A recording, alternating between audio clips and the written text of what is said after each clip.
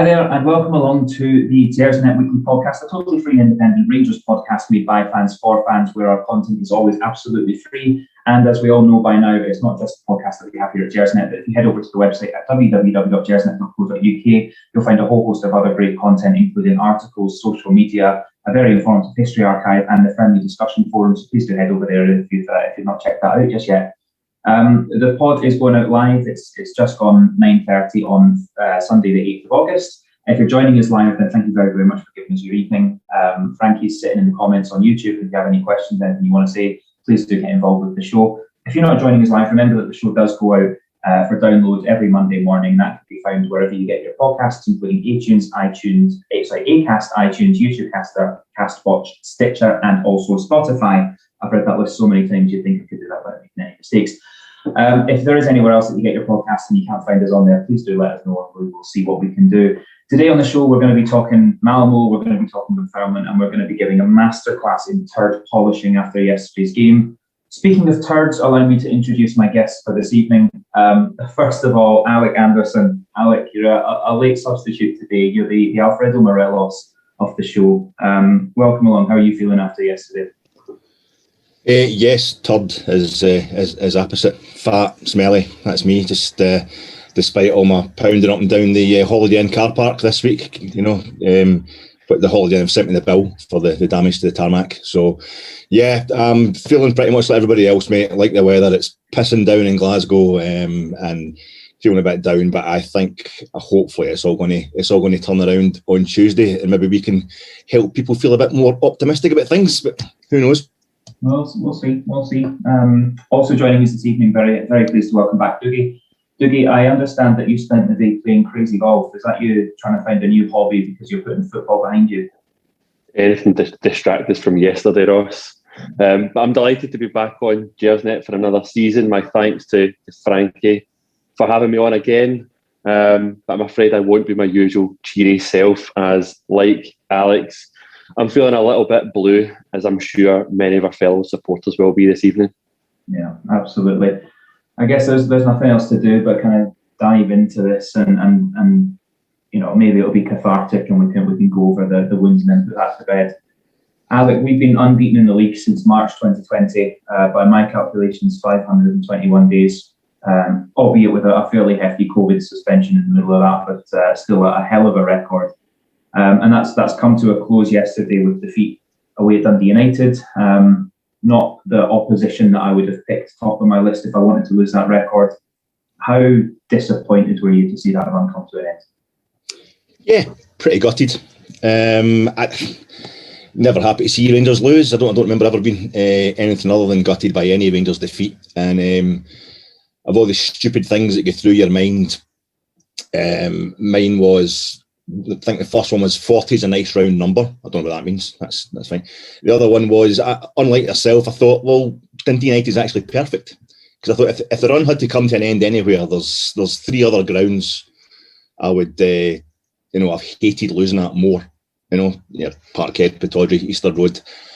And if you go below that, though, losing to any other opposition, maybe with the exception of Hearts, would actually be kind of embarrassing, if you're losing it maybe at Livingston or whatever. So I think it's part of the numbness of processing this. I do a wee thing where I'm sitting for a good half hour to an hour after the game thinking, yeah, that's fine. Just time to applaud Rangers for having a fantastic run. It had to come to an end sometime. We're probably got our minds on Tuesday. As I say, it could have been much worse. I remember Celtic's long unbeaten run in the league. They ended up getting tanked for nothing at Tynecastle. So we've not done that. And I was feeling very kind of calm and collected. And then I think there was a fly get into our living room at about tea time last night. And I completely lost my shit. I thought I was swinging about, a bit like Alfie tried to score yesterday. I was swinging about with a magazine trying to swat this thing and not getting anywhere and shouting and swearing so loudly the whole street could hear me. I think that was it eventually kicking in that I'm absolutely gutted that the run has come to an end. Yeah, disappointing one. Dougie, it was a lacklustre performance to say the least, a lack of urgency, a lack of composure, a lack of an ability to pass a ball more than 5 yards. What was your immediate reaction to the performance as opposed to the result? I think I would just echo what Alex said before I go on to the performance. Very disappointing. You've made the reference here around the 521 days since our last defeat. It was a 40th match. But that's the second of this season, and for me, that's all that counts. The other games are in the past. We need to focus on this season, and I think that's why a lot of people are disappointed, because with Celtic losing their first game of the season against Hearts, we had a real opportunity to get some points to the board before the Old Firm game, and then an opportunity early on in the season to get 6 points ahead of them in the season, and that would have put immense pressure on Celtic and immense pressure on a new manager. And you can see with their result tonight how quickly the mood can change in Glasgow. All of a sudden, it's Rangers fans that are on Twitter calling for players like Tavernier to be dropped and Itten to never play a game before again in his Rangers career. Lundstrom doesn't have it; he should just go now. So it's not like the Rangers fans to blow something out of proportion. Which leads me on to my next point, which is it was our second game of last season as well. Against Livingston, where we were equally as lacklustre, and we dropped points. I think the difference is last season we just had that knack of grinding out results, and I think that's what lacked against Malmo, and it's what lacked again against Dundee United. We just didn't see it out. Onto the performance itself, I think there's a lot of contributing factors for both Malmo and Dundee United that need to be considered. A lot of people are just looking at it in black and white and seeing that Dundee United beat Rangers and rightfully calling out that it's not acceptable. But there's some massive factors. For me, match fitness is a huge factor. It was a huge factor against Malmo as well. I seen somebody comment on Twitter after the Malmo game that by this point in the season, we've usually had a number of Europa League qualifiers to go through, which are played at a much greater intensity than the friendlies. Real Madrid, when they came, we all really enjoyed the Real Madrid game. But for them, it wasn't your usual blood and thunder game of football. And I think when you go into the SPFL and you're playing against a team like Dundee United, they threw everything in the kitchen sink at us. Real Madrid just didn't do that. So it's very different when you go from pre-season into competitive football. And I think you've got to give Dundee United credit for their performance. I thought they did play very well. But around the match fitness element, a lot of our players were on international duty. They were away in the Euros, they were away in Copa America. A lot of our big players are not match fit at the moment. Even some of the players like Kent. I thought Kent was uncharacteristically poor again against Dundee United. And he was injured during pre-season. I think, if I'm not mistaken, his only minutes on the pitch was the time against, I think, half a game, 45 minutes against Tranmere, and then the game against Real Madrid. So you're talking about guys that haven't played a lot of football going into this season. And when you looked at Malmo, obviously right into their season, they were bang up for it. And when you look at Dundee United, I think they were right up for it. We all know our newfound rivalry with Dundee United. They were really up for it, and unfortunately, with their players not being away in the international duty, having a full pre-season together, I think that really showed. But I think we need to talk about squad availability as well. When you look at Malmo had a full strength team available to them, as did Dundee United. We quite simply didn't. When you look at the Malmo midfield in particular, I'm going to just focus on midfield. Malmo, we played Davis, Arfield and Lundstrom. I don't think we'll ever see that midfield three ever again in a Rangers jersey. And when you look at Dundee United, we had Davis, Kamara and Lundstrom. And for me, the biggest problem came from midfield. I think it was far too passive. I think all three players, maybe Davis aside, were looking for the side-to-side passes, not really putting the ball forward into the front line at pace. And I think that was a huge problem. And I think a lot of that actually lay with Lundstrom. My assumption on Lundstrom is that he is a number 8. He's a box-to-box midfielder. He was very, very deep against Dundee United, and he slowed us down. He had a very poor performance. But for people on Twitter calling Lundstrom out already and saying he's not good enough and he shouldn't play again is criminal, because this is a guy very early in his career. At Rangers, it's a different style of football, a different pressure. He needs to adjust, but he needs to adjust quickly. Again, across the other side of the city, you can see their new players are hitting the ground running. our new players need to hit the ground a lot quicker. But on the midfield, I've been quite vocal throughout the summer as to our recruitment.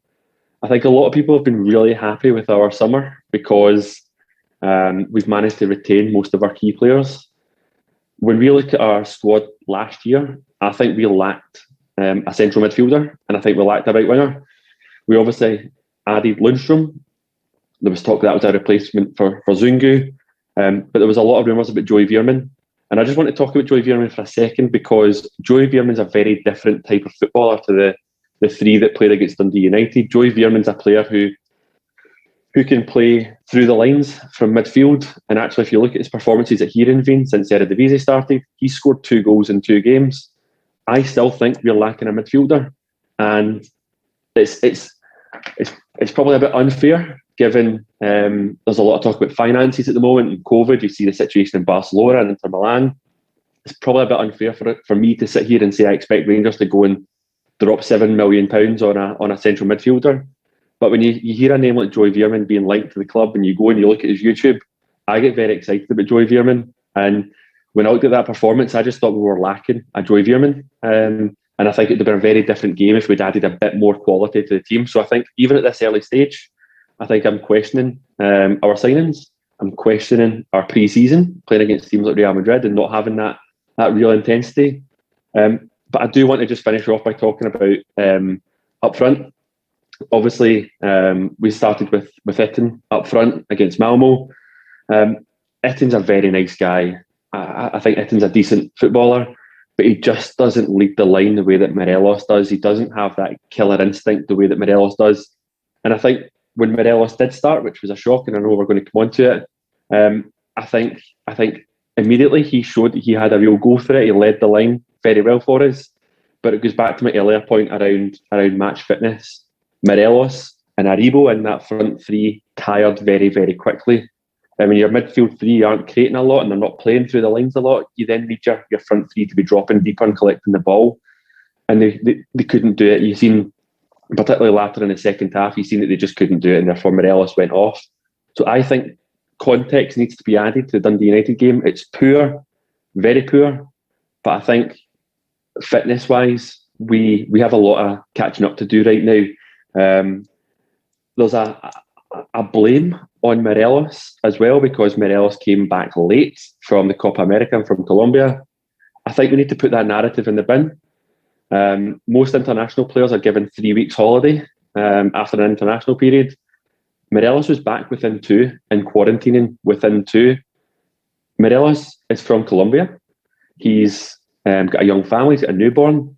I think it's fair to accept that he took the opportunity to go back and see his family in Colombia, to show his newborn, see his family, not knowing when the next time is that he can travel to a country that you can't fly directly from at the moment, from Glasgow, given that they're on the amber list. So I think we need to put that narrative in the bin. He's here now. Let's make sure that we get some of these players up to speed and get them up to speed very quickly. Massive game on Tuesday. It's a must win.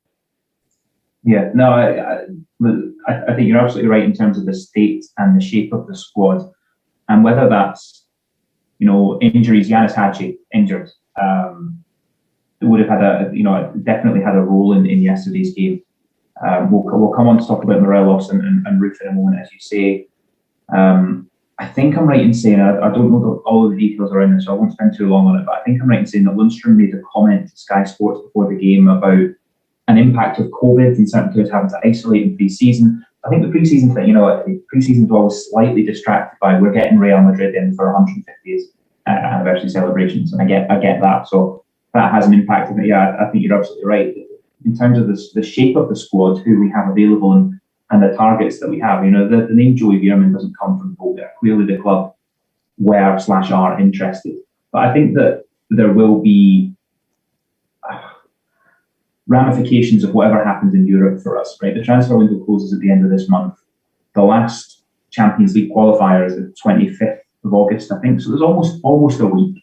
Then we'll know which players are staying and then which players need to be replaced, how much money we've got to do that, and so on. So I don't think that this is necessarily the end of our recruitment, but also, you referenced holding on to key players. If we don't make the Champions League, there's no guarantee that we hold on to those players. So we will see. Alec, one of the biggest concerns for me yesterday, and whether that's down to a lack of preparation, a lack of fitness, a lack of sharpness, was the underperformance of certain players. John Lundstrom, absolutely, in my opinion, underperformed. Connor Goldson had some scary moments, and I thought had some scary moments against Malmo as well. Tavernier wasn't his usual self.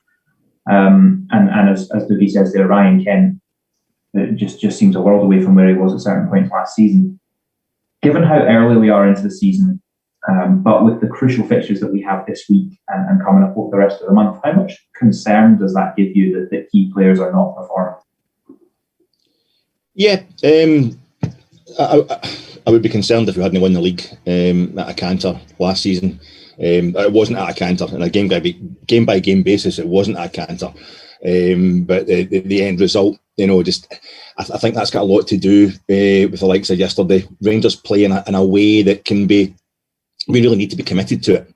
We're quite a cerebral team. I think the way we play the game, the way we're set out, it needs an intensity of purpose and performance, and that's obviously what Dougie's referring to. That goes with what Dougie's saying about a lack of fitness. Dougie's also quite rightly mentioned it's like 51 weeks ago. I think it was like a 1 week earlier last season where we had the 0-0 at Livingston, and I feel as if we don't really know. I don't know what they do fitness-wise at Ibrox, but we are a tremendously fit team. Even we're going to talk about the Malmo game, the first leg, but we're playing a team that were mid-season, and by the end of that match, they were pinned into their box by a Rangers team that's still getting its fitness. And the kind of cliched example for an old guy like me is Alec Ferguson's Manchester United, who would always have dodgy results at the beginning of the season, but it's because they'd absolutely killed themselves pre-season. And so when it came to November, December, January, they were just running away. They started to pull away from everybody else. So it may be the level of fitness training that we're getting, because we know Stevie G is seriously intense with how he prepares his players, what he expects from them. That's maybe seen an early season kind of a lack of fitness. I think John Lundstrom. It's a bit you're talking about. He's this season's Zungu. That could be quite literal. Last season, I remember the game Zungu made his debut against Hamilton Accies. He came on for the second half. We're 4-0 up at half time, and Zungu was pinging balls left, right, and centre into the far corner. And I was thinking our players weren't getting to them because they weren't ready for this level. This guy was taking us to the next level. He was going to up the intensity. And we know how it turned out. He was actually just being inaccurate with his passes. And an idiot like me, who's, as Dougie will know, I heard Colin the other night talking about wanting to get out of goals at fives. I played fives with Dougie, which is a kind of misnomer because I just wanted to go in goals. I was, so I don't know, to an idiot like me, football-wise, Zungu being spectacular in what he was doing made him look like a great player. But I soon found out that the likes of Steve Davis and Ryan Jack make it so simple. They're turning circles infinitesimal compared to a guy like Zungu. That you don't actually appreciate that they're so much better, and we soon found that out. And I had the same feeling last Saturday watching our new man Lundstrom against Livingston, when I thought he was fantastic. I thought he made the difference when he came on, because he was up in that intensity. He was getting those little, a kind of impersonation of those little passing triangles that Ryan Jack can get going with Kamara and Davis. I think when this Rangers team is at its very, very best, like when they're the woodwork, Ryan Kent hitting the woodwork away from going 4-1 up at Benfica. When we're very best, it's because we've got Ryan Jack, Steve Davis and Kamara moving the ball. And I thought Lundstrom was actually going to be a guy who could stand in for Ryan Jack, the way he played in particularly the last 10 minutes against Livingston last week.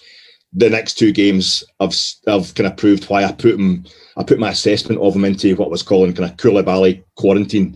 We'll not get too far ahead of ourselves. I thought he was hard done by on Tuesday night.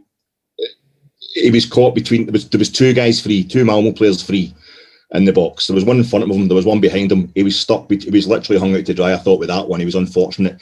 Yesterday, he's got nothing to do except track his runner. There's no more important job there's no other job in that phase of play for him to do other than track that runner. And he hasn't, and it's cost us It's not just him to blame, obviously. I think a game like a team like Dundee United, that is how they'll score. There'll need to be a big deflection off Steve Davis spinning the ball into somebody's path, even when we're playing as poorly as we did yesterday. But I think our intensity would mean that was Dundee United's consolation goal yesterday, if we have it up to our normal tempo. I think it's Tuesday night, boys. I think it's all about Tuesday. I think that might actually have drained from the performance yesterday is what the players know that they've got to put into the game on Tuesday, which I think hopefully when Steven Gerrard leaves in 10, 15 years' time after a trophy-laden career as Rangers manager, we'll maybe see there's other games that are more important, but I think this is the most valuable game so far in his Rangers career, as Rangers manager. It's the first Champions League tie we've been involved in for a decade. There'll be bonuses at play, and I also think all the negotiations that are taking a wee time with various players' contract renewals are posited on whether we are playing Champions League football or Europa League football. I feel as if that might have actually taken. If you have to put so much effort in, if you know you're going to put so much effort into a game, which I'm no doubt the whole club from the chairman downwards is pointing out to the players, hammering into them how important it is, and also when you have the emotional explosion there's going to be of having a full Ibrox again. And I think these players need to be celebrated. I think they still need to feel celebrated for what happened last season. It's a really strange situation to be in. I think the fact that they never got to do a lap of one in front of a full crowd, it might seem like spoiled behaviour or whatever, but the effort they put in last year, what they did to not actually feel the love of a full Ibrox, I think that's something that's weighing in their mind. It's like if you don't get drunk after a great night, you don't get drunk after a great performance or whatever, you don't have a great result, you don't really let it soak in. And I think that's what's happened as well. I think there's so much going on in their minds, in their legs, that I think it bled into yesterday's performance. And I'm the world's biggest jinx with Rangers. I can never predict anything positive, but I can't help feeling, I think we all felt the same when we got the news in on Wednesday, it was going to be a full house this coming Tuesday. We all thought we're going to blow this team away. I think it could be absolutely massive. And I think I'm hoping we're going to a situation where we can actually quite enjoy the fact that maybe Celtic fans felt a bit optimistic today. Felt as if they were back and the 10 in a row was back on for this season. I feel as if there's so much weighing on Tuesday night that there almost had to be a bit of bleed through, a bit of take back. Their minds were on something else. And there's wee thing, Morelos, the incident with Charlie Mulgrew could have been sent off quite easily. Kamar Roof, losing him just before the game, that's massive as well. But to me, there just seemed to be a general kind of, they weren't scared, they weren't being lazy, but they seemed a bit disinterested. The whole team seemed a slightly kind of almost like they couldn't be bothered because they had bigger things to think about. We'll find out. If we don't win if we go out on Tuesday, then we can be really worried. But I can't help think we can't really judge fully what's happened until we see what happens on Tuesday night. Yeah, that's a good take on it. Dougie, Alec mentioned there Charlie Mulgrew. It's something that from our perspective, probably the biggest talking point of the game, other than the luck and the ricochet for their goal. So Morelos gets to break the ball through on goal, pulled back by Charlie Mulgrew.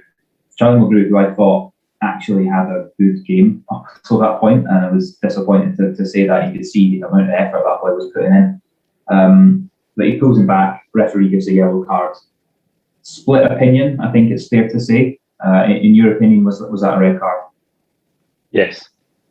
I don't think anyone else is going to catch Morelos once he gets away. Even Ayer wouldn't have caught Morelos as he's bursting through in goal there.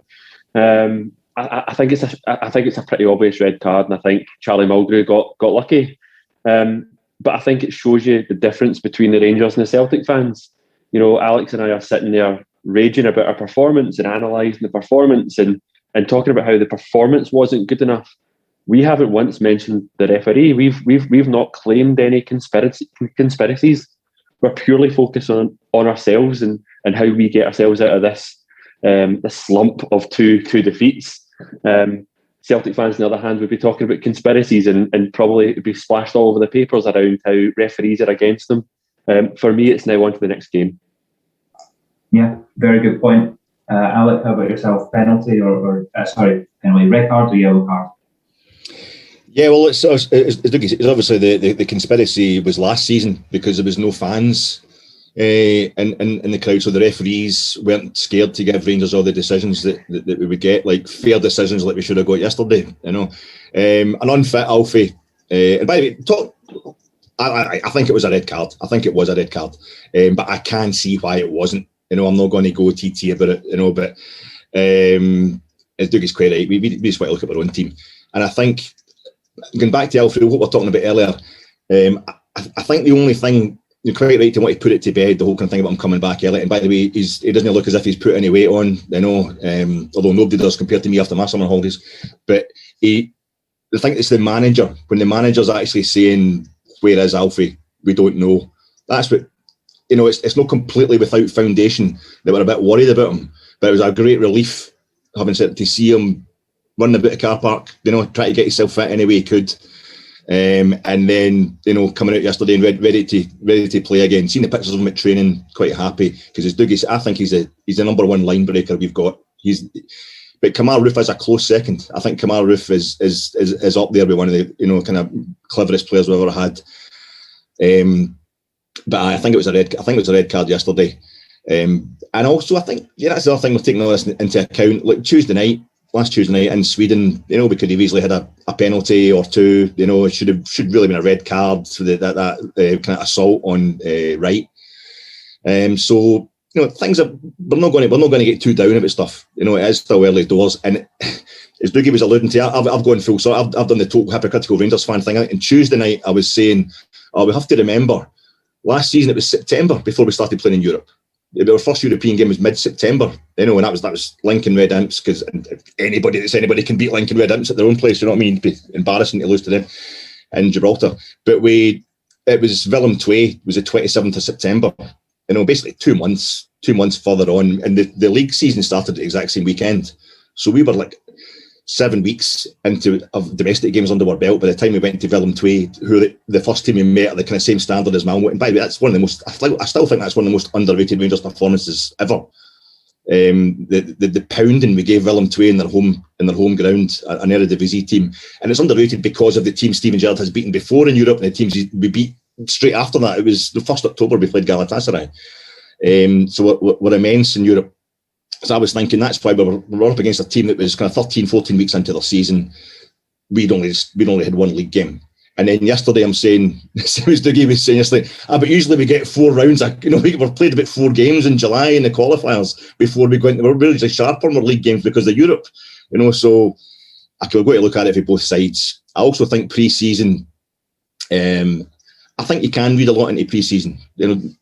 Dougie's doing that. I know a lot of people don't think there's much to be gained from how we got on in pre-season, but through the years with Rangers, it really has counted. I mean, we all talk about the famous ones at the game against Chelsea. We beat Chelsea 2-0 back in 2007. Place was rocking. It was a great performance. Philip Sebo scores, and both teams that day lose the European finals, the 2 European club finals that season. Manchester United beat Chelsea in the European Cup final. We lose the UEFA Cup final in Manchester. And you look at like Mark Warburton, his first kind of big marquee friendly at Ibrox against Burnley. We get beat 1-0, but we could see the shape, we could see what was happening. We looked fantastic. We're all really optimistic. A year later, he plays the same team. He's big pals with Sean Dyche, and I think it's only because he's pals with Sean Dyche that it was less than 5 or 6-0. They were 3-0 up in half an hour, and they looked like they went on and made it 5 or 6, like another team in Claret and Blue did to another Glasgow team the other week. And I think we then realised things weren't going well and Warburton was away. And I think last season we were ruthless in pre-season. We never conceded a goal. We won the Viola Trophy. We were just unrelenting. And then we took that into the season because Stephen G and this Rangers team they're momentum based. It's all about momentum. And I almost feel that this pre-season we're just beating Partick Thistle. We're losing at Prenton Park against Tranmere. Then we're beating Real Madrid. And I feel as if we're beating Levy. Probably go 70 minutes without looking at scoring. We're losing to Dundee United. That's a kind of Tranmere equivalent. And I think Tuesday night is going to be our Real Madrid type friendly. I think it's the equivalent of that in European terms. I think it could be absolutely massive. So yeah, I think you asked me, Ross, about the red card yesterday, and I've started to talk about Tuesday again. So that just proves, number one, I can't hold a thread, but number two, Tuesday's massive. Well, I promise we're about to move on and talk about Tuesday. The very, very last thing I want to say about the game yesterday, because I think it's time we put that to bed, is obviously Morelos was a wee bit of a surprise. Not a wee bit. It was a shock to see him in the starting lineup. And Gerrard mentions before the game that Kemar Roof has had to pull out the family issue. Rangers then tweet after the game that his young child is in hospital at the moment. I don't really think we know much more than that at the point that we're recording this, but I mean, it goes without saying that everyone at Gersnet are all very, very much behind Kemar Roof and his family at this point. Must be very, very difficult for him. Obviously, extended family not being in Glasgow, and really, really, everyone has all of our thoughts with Kemar and his family at this point. Dougie, do you think that bringing Morelos in as a starter yesterday had much of an impact on the game? I mean, could we be sitting here talking about a different game if Roof was available? I think you're right, first of all, in terms of what you said about Kemar Roof. You're spot on, Ross. Important in football, so we do send our best wishes to his family. Roof was starting for me. I don't think Morelos was going to start, so I think it was a late substitution, almost as late as Alex coming in today. But I think it shows you where the other forwards are at right now. Morelos has been running around a car park listening to the Rocky anthem, and he's straight back in there. We know how important Morelos is to our team, but when you've brought in a new striker like Sakala that everyone's very hyped about because we've seen some of the footage from his time at Ostend and pre-season he looked the real deal, and then you've got Big Itten that we've paid a couple of million for last season as well.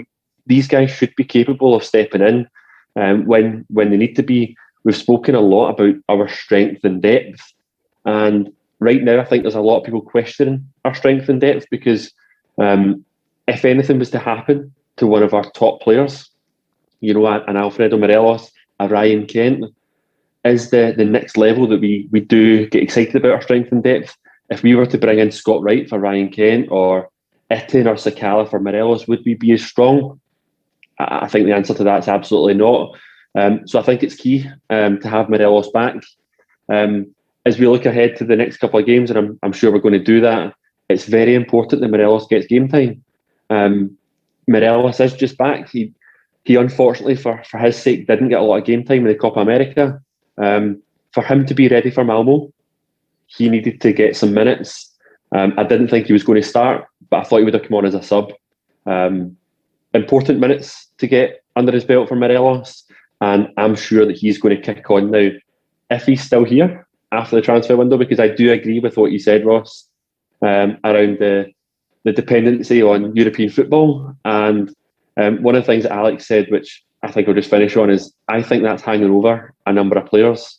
You've got a number of players right now entering the final years of their contracts. You've got Goldson, Arfield, Davis, McGregor, all in their last year.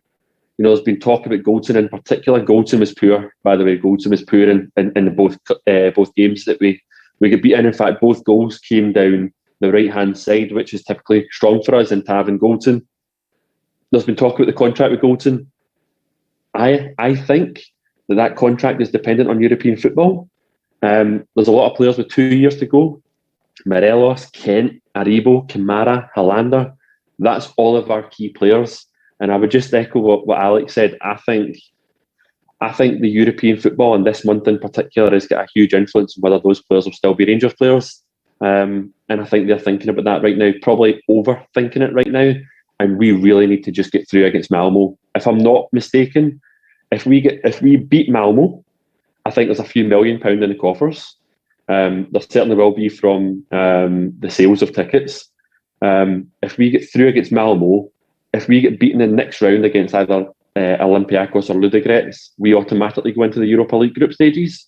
When we look back a couple of years, Europa League group stages was a difference between signing Ryan Kent or not. It was a difference between, there was rumours last season in the Galatasaray game that if we didn't beat Galatasaray, that we would have to have sold a key player. So I think there's a lot hanging on the balance on Tuesday night. Yeah, I think you're absolutely spot on. Right, I think it's time that we move on and start looking at Tuesday. Before I do that, I just wanted to, in one moment, talk about one of the partners that we have here at Gersnet, which is footballprizes.co.uk. As we know, Football Prizes, they do excellent kind of raffles and draws to win some really, really good, unique footballing memorabilia. At the moment, they have a prize draw on the go for a signed and framed Rangers photo montage, as well as a 2021-2022 Rangers shirt signed by James Tavernier. It looks really, really fantastic. So please do head over to the website at footballprizes.co.uk. £4.95 ticket. There's only 99 tickets being sold. So please do head over. Also have a look at the Gersnet Twitter feeds, and you can get the link direct from there. Right, Alec, let's talk about Malmo. Now, the gents who did the preview show on Friday did a very, very good job of discussing the performance that we had, and obviously we've talked about it a little bit, the performance that we had last week over in Sweden. Very kind of disappointing result, and their additional match sharpness, I think, had a really telling impact. If we look ahead to this coming Tuesday, what do Rangers need to do differently compared to what we did on Tuesday to try and get the result?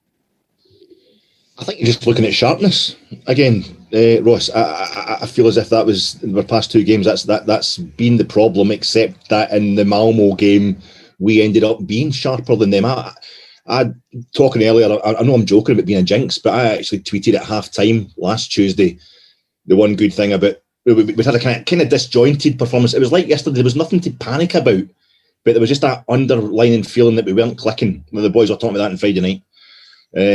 Underlining feeling that we just weren't clicking. It wasn't just quite going our way. But to get to half time 0-0, which wasn't surprising because we kind of dominated the ball, all in all. I thought, well, one good thing about Steven Gerrard is they come out second half firing. We usually come out second half and we go out all guns blazing. And I'm worried about the last 10-20 minutes though, because that's when Malmo's fitness there. The fella Josip that we had on last week from Sweden, he was absolutely fantastic. But that's what he was saying. That's how Malmo have done so well in this round over the years because of the summer season. They're fitter, and it's the last 20 minutes that they'll pin teams back and drag themselves back into games they wouldn't normally win if fitness was equal. But it worked out the other way. We're two goals down, within 2 second half minutes, not even hit the 50-minute mark, and we're 2-0 down. And then we've got them pinned into their box for the last 5-10 minutes, 5 minutes injury time, and we just kept going, and we get that goal, which, although we're talking about 2 defeats in a row, I felt as if that kind of transformed the tie. So I think Tuesday is going to be such a singular performance, such a singular atmosphere, a singular moment in Rangers history. It's happening to all clubs. Dundee United maybe had a taste of it yesterday, where they've got the fans back in numbers. I know we've had the pre-season friendlies and the crowds are getting bigger and bigger, but this is the moment. Everybody's back. It's my first game in 17 months. It's my first game since Bayer Leverkusen, and I didn't go into the pre-season friendlies for various reasons. But I'm actually quite nervous about how I'm going to deal with it, because I think it's just going to be overwhelming emotionally. And again, I'm saying I hate to do this, but I have to be honest. I hate to tempt fate, but I have to be honest. I would not be surprised if we weren't 3-0 up in the first half hour. Four by half time, Dougie. 4-0. You know what I mean? I feel as if we're going to blow this team away. I really do. And I think it's not just because of the fact that players are all, as we've been saying quite rightly, I think a lot of the negotiations are nice. They're nice negotiations. There's a lot of nice talk from the manager, a lot of nice talk from Connor Goldson and what have you. It's because there's been an agreement made. It's the Champions League. It's got to be Champions League football. And I think that's why there's a lot of talk yesterday. The gaffer's talking about he's going to, a few home truths and what have you. But I think they all know what's going on. And by the way, we don't. I mean, you're quite right. I mean, our thoughts with Kamar Roof and his family. Hope everything's okay there. But you don't know what kind of effect that has. And a tight knit team that we've got, there's obviously a great team spirit there. They're all, the vast majority, will be family men themselves. And if they find out, one of their mates, one of their kids is into hospital, that could have an effect as well in the whole team. But I think I wouldn't for 1 second use that as an excuse for the performance. But we don't really know what's going on. The only thing we can really be certain about is Tuesday is going to be absolutely massively different. Even our Prime Minister and various other politicians have been talking about a Freedom Day and what have you. Everybody's really keen to be this moment where we beat a pandemic as if we beat the Germans during the war. It's going to be like a VE Day or something. It was never going to work like that. It's been dribs and drabs. We're getting crowds getting back in slower and slower. But this is the moment. This is it here on Tuesday night. This is us all back in the stadium to tell Rangers, to give Rangers, I think, the thank you that they deserve for last season. I know we lost yesterday, but there's a thing they do in Italian football. It's a traditional thing. The most famous instances were at the San Siro when a Swedish player, Niels Lidholm, a legend with them, made a mistake. And got Lilian Thuram, who I saw playing against Rangers at Ibrox a couple of times, one of the most amazing defenders that the world's ever seen, did the same at Parma. They made a mistake, they slipped up, and it cost their team a goal, a crucial goal. And the whole stadium got up on its feet and applauded them because it was the first mistake they'd seen these guys making. It was to say, your run of perfection has just come to an end, and we thank you for your run of perfection. And that's, I think there should be an element of that about what happened yesterday. I've never seen anything like that. I've never seen Rangers going on a run like that, in the league. And it's brought us a league title, arguably the most crucial league title in our history. And I think the fans instinctively want to thank the players for that, want to cheer the bloody rafters off for this team and for this manager of ours. And I think that might also have bled into performance. What we did last season could actually be weighing on the team's mind. They could actually be thinking, we've not really had the thanks that we were due. I know it should be wages. I know we could be cynical about it. They're playing football for a living. But at this level, you need every little advantage. You need every little psychological tweak. Makes all the difference in the world. And I think these players must be feeling there's something kind of instinctively wrong. We've been told from the moment we arrived that this 55 meant the world to these people. And yet we've not had that explosion, that physical explosion of emotion in our faces that we kind of deserve, and they do deserve it. And I think that's going to happen on Tuesday. And I just hope it's one of those magical nights where the emotion carries everybody away, and that it is the moment these players have been waiting for. And that's the sharpness is just there. And that, as I say, I'm probably talking, I would take a 1-0 Sclaft victory, then we beat them in penalties, whatever. But I think it wouldn't surprise me if it's just too much for Malmo, who are a team, as Joseph was saying last week, and they don't expect to lose, but they know Rangers are favourites. And if we can do what we haven't been doing the last 2 games, is prove why we are favourites. If we do that early doors, I think they'll succumb to it. The only problem I have, Alec, with what you've said there, is that if we are not 3-0 up by half-time, or if this all goes wrong tomorrow, this is being clipped and it will be put over Twitter. And it's not just your face that's on this now, it's me and Dougie as well. And we'll have to suffer that alongside you. But we'll see. One of my questions was going to be, are you confident? I think you've sort of just answered that one. Dougie, one other sort of nuanced part of this is that it's set against the backdrop of the away goal rule being scrapped. And I think that's a really interesting dynamic, actually, in the fact that we've gone away and we've lost 2-1. And it's times like this when we would be so grateful for the away goal rule, because a goal tomorrow and win it 1-0 and we're through. How does that change the dynamic of the fixture and change how we approach the tie tomorrow? Not tomorrow, Tuesday. I think we know what needs to be done.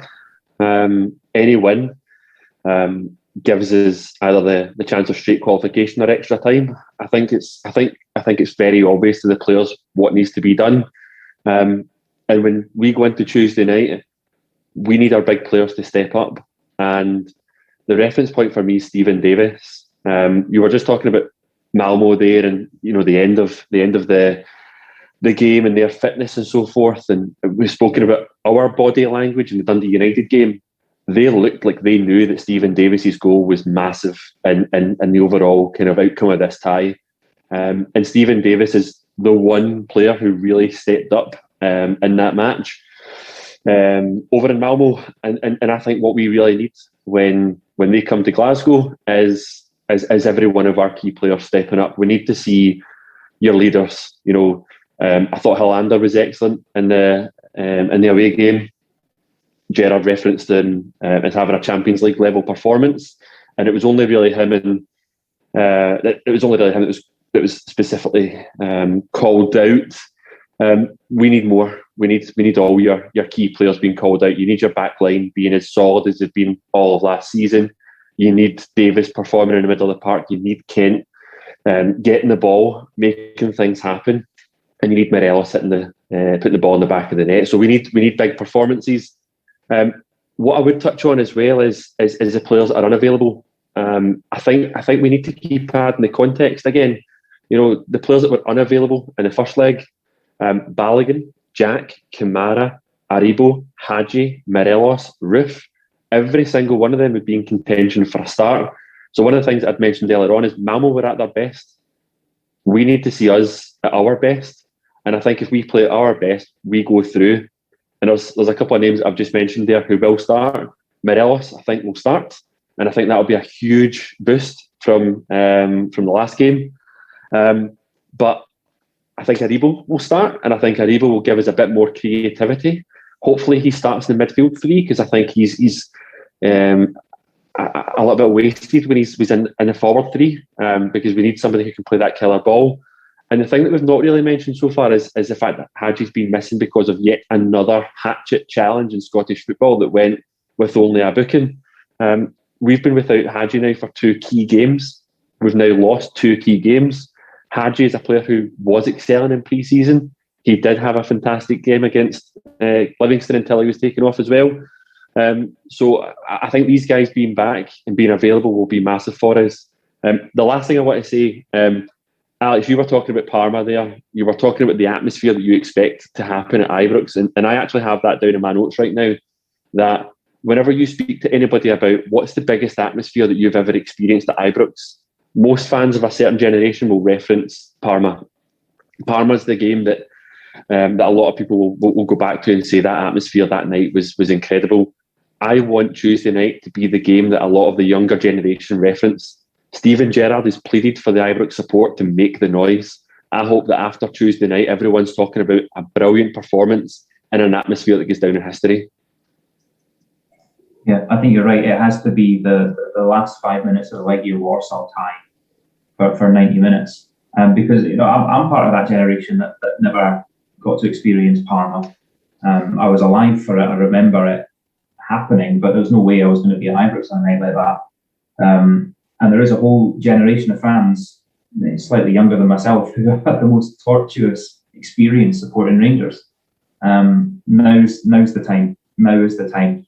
I think the point that you make, Dougie, as well, about those key players coming back, and the one that I want to focus on is Morelos in the striking position, because wherever Morelos is a player who his head can affect his performances. We've seen that in the past, right? Teams are interested in Morelos and he's switched off.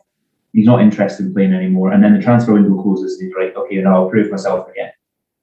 Whatever Morelos' head is now, because it's a transfer window, there has been interest allegedly from Porto, whether he's looking for a move or he wants to win the qualifiers and get into the Champions League, wherever his head is, he has to play well. Because if he wants his move, he needs to play well and earn it. If he wants to play in the Champions League, he needs to play well and earn it.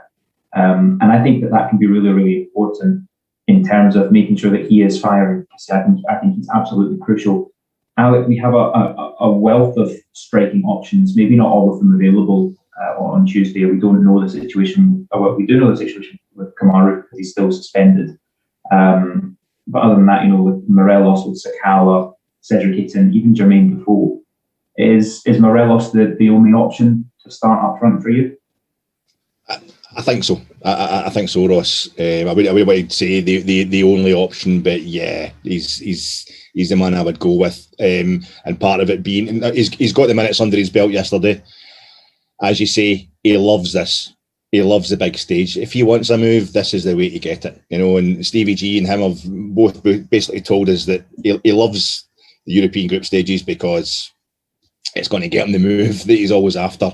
And this is the biggest of the biggest. This is the biggest tournament in world football. If he can get us into it, and even doing well in the qualifying stages, we'll get him such a high profile. And also, Malmo haven't played against them. They don't know what they're going to get. They'll have seen the videos, they'll have seen the clips, but Big Alfie can ragdoll anybody.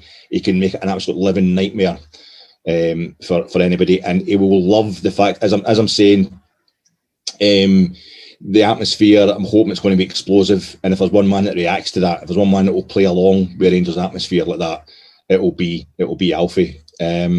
I think Dougie is always dangerous. Dangerous to get me talking about positive results, but also even more dangerous to get me talking about old games. But the Leeds United played the Battle of Britain. That's the loudest I've ever experienced Ibrox, which is weird because the two corners weren't infilled at that point. It was a white noise, and our assistant manager shut us up within.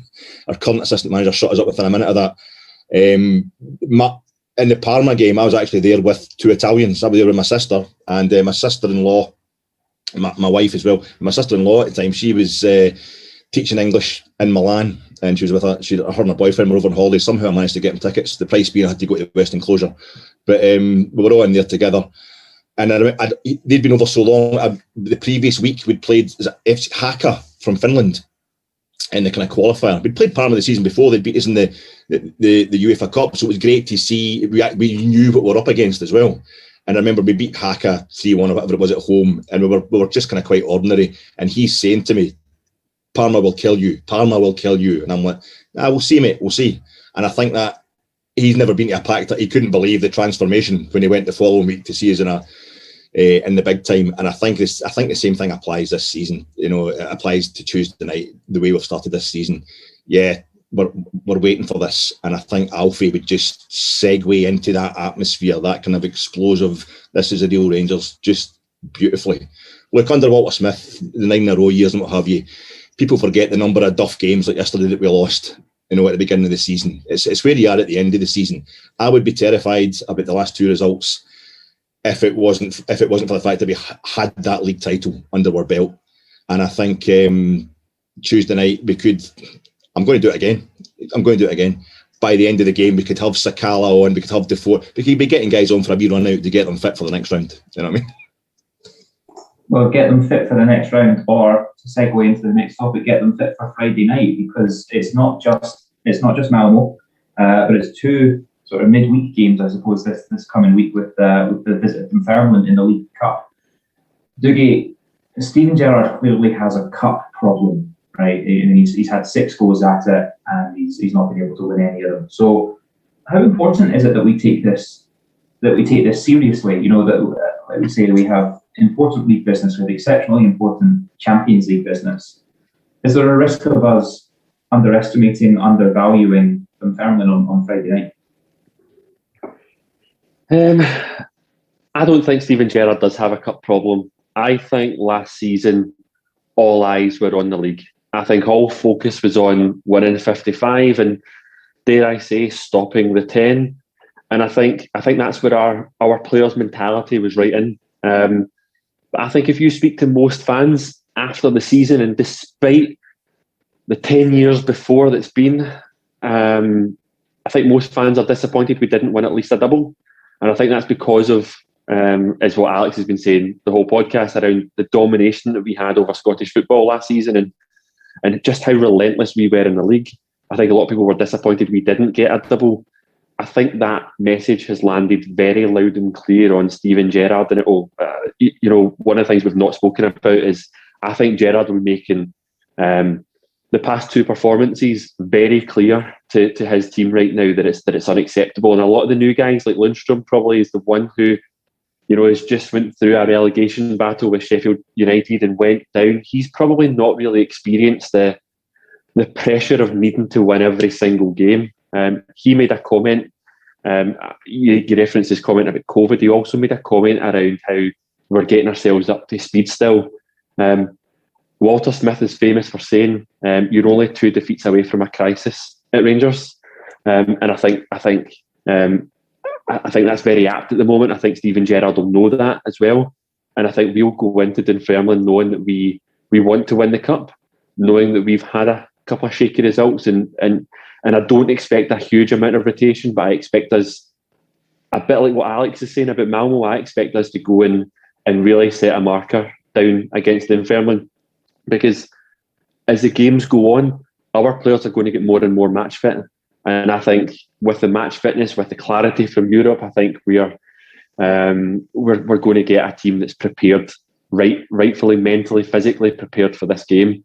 And I would just lastly touch on, Malmo were given a free weekend before they played Rangers over in Sweden. It's nothing like the Scottish football authorities to set Rangers up with another midweek game in the same week is probably one of our most important ties in a decade, financially and on the park. So thank you very much to the Scottish football authorities for that support, for your quintessential club. Let's hope we blow Malmo and Inferno out of the water. We qualify for the group stages, we win the league, and we win at least one cup. That, for me, is what a successful season looks like, nothing less. Yeah, and that's such a good point. I think, a lot of what we've done on this show's running 3 or 4 years now, and every year that question of what is success comes up, and that's changed. The question of what is success has changed season to season as Rangers' circumstances change and strength changes. But I agree. I think that a cup is pivotal to a successful season, and that's why maybe we've done this a bit of a disservice by giving Dunfermline 10 minutes at the end of the show, but winning a cup is crucial to a successful season. Now, if we win the league against what is, regardless of today's result, a poor Celtic team with an untested manager and a chaotic backroom structure, winning the league but not winning either cup and having the same being put out by St Johnstone as we did last year, that's not success anymore.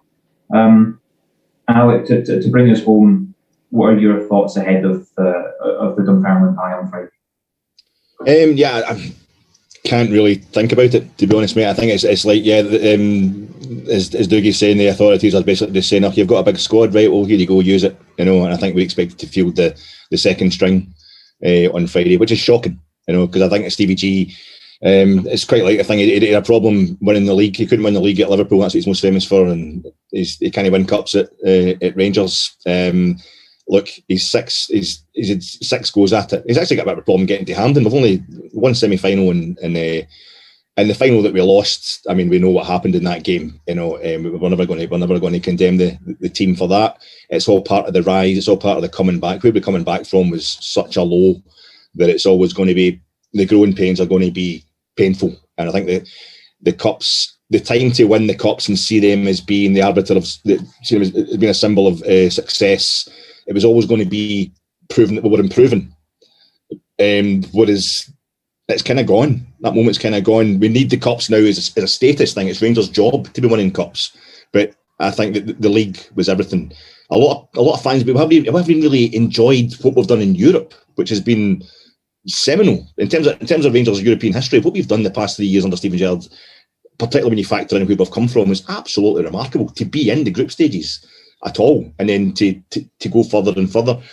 I think I'm more worried about, again, this is a clip that the psycho Celtic fans can take out, but I'm more worried about Friday than I am about Tuesday, because I feel the whole talk of Rangers, not like the James Tavernier programme notes for the game against Braga, kind of misunderstood, I think, in a lot of ways, but the pressure is games like yesterday. This Rangers team responds to big game. They love proper pressure, as in, we've got a fantastic record at Parkhead against Celtic.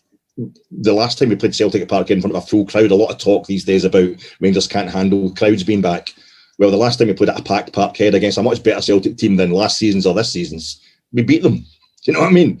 And they got their penalty that they always won. Braga, one of the best performances the season before last is when we played Braga and we're 2-0 down at Ibrox, and we're out, and they go and absolutely they batter in 3 goals against a team that were expected to beat us anyway in the last half hour.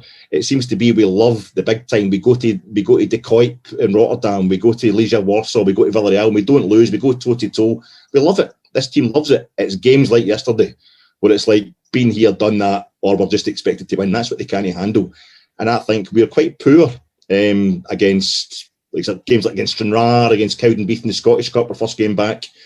We don't really excel in these games. We were great against Cove Rangers last year in the Scottish Cup, last season in the Scottish Cup, but that was the day we found out we'd be playing Celtic in the next round. I think the players went out and took that out on Cove Rangers because they couldn't wait to get Celtic and scalp them again. So I'm actually, all the pressure's on Tuesday. And I think to balance out my overconfidence about Tuesday, see if we pump Malmo on Tuesday, we're going straight out of that League Cup on Friday, boys, tell me. I think the sort of takeaway point from today's show is that Alec really cannot wait for Tuesday night. I mean, he is tomorrow's going to be a really long day for you. Like just waiting for Tuesday to roll around. As married men of my age always say, it's been so long. You see, I can't comment. I don't remember Parma. I'm not old. Gents, we have ticked over the hour. I think it's probably fair to say that this is a safe point to wrap up the show. As always, I want to say a massive thank you to Dougie and Alec for giving up their Sunday evening to come and talk Rangers with me tonight. It's not the easiest night to do so, having lost that unbeaten run. So I'm very, very grateful for them to come and give us their insight. A massive thank you as well to everyone who's been listening live and joined in with the YouTube stream. Really, really good to see so much engagement. The Gersnet Podcast will, of course, be back next week. You can join us live every Sunday, I should say, 9:30 on the Gersnet YouTube channel. As I said at the top of the show, please do head over to the Gersnet website at gersnet.co.uk to crack on with the very friendly discussion forum and the excellent content that we have over there. Rangers, of course, have 2 games coming up this week. We would normally have a week preview show on a Friday night looking ahead to the weekend's action. That might get bumped ahead to Thursday. We'll have to have a wee chat about that. But do keep your eyes on social media feeds to let you know when the next show will be dropping. But as always, we will be back next Sunday for the main flagship show. Thank you very, very much for listening. If you've not liked and subscribed, please make sure you do so. We will be back next week. Have a great week and bye for now.